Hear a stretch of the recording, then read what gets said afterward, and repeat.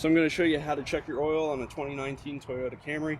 So you come here to the dipstick, get a paper towel, wipe it off. What you're going to want to see is you have two dots here. So this is the low level, this is the high level. You don't want to go above the high, you should see something in the middle. So we're going to put this back. Now we're not going to wipe it off this time.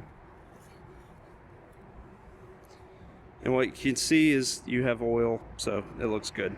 If you are at the low level, generally speaking, you'll have a quart of oil between the low to the high level.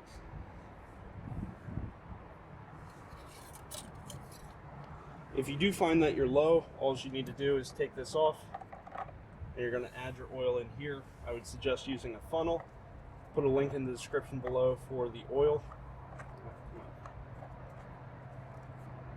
If you do need more oil, basically this car takes 0W16. All right, thanks for watching. Have a great day.